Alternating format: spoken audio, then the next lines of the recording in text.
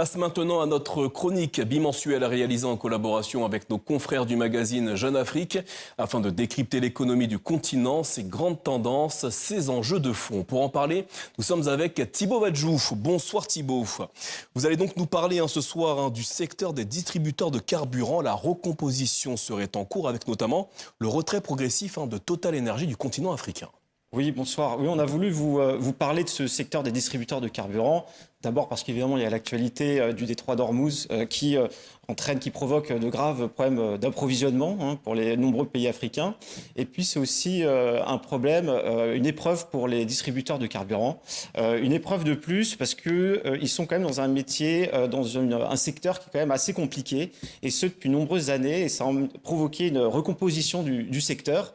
Les grandes majors pétrolières sont toutes sorties du continent. Et il reste Total Energy. Mais lui aussi, Total Energy retire ses pions en Afrique dans la distribution. Alors justement, Thibaut, pourquoi est-ce que Total Energy se retire ? Alors, comme pour les autres grandes majors pétrolières, le calcul est financier pour Total. Ils considèrent que c'est pas assez rentable. Les coûts sont élevés, les marges sont faibles. Donc pour Total, il faut s'intéresser aux grands projets rentables. Ces grands projets, ce sont les grands projets d'infrastructure de pétrole et gaz en Afrique, les grands gisements en Angola, au Nigeria ou au Mozambique. Alors les grandes majors se retirent donc, mais qui pourrait prendre leur place ?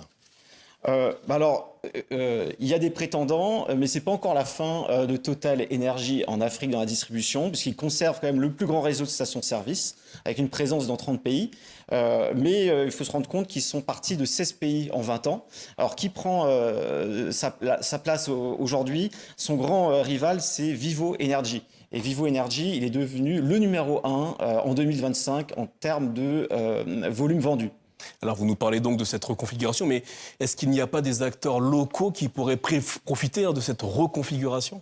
Oui, il y a des distributeurs locaux. On peut penser au groupe marocain Aqua, qui a repris les stations, qui est très implanté évidemment au Maroc, mais qui a aussi repris les stations de Total Energy en Mauritanie. Au Sénégal, il y a Elton Oil, qui est très présent, qui domine le marché national, mais qui grossit dans les pays voisins. Les financiers aussi ont profité de ce mouvement. On peut penser à Idrissa Nassa, qui est un homme d'affaires burkinabé, qui est très actif dans les banques, l'immobilier, l'industrie, les mines.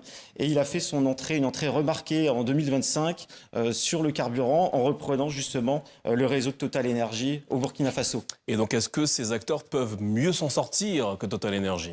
Alors, pour les acteurs locaux, il faut dire que ça reste quand même assez compliqué.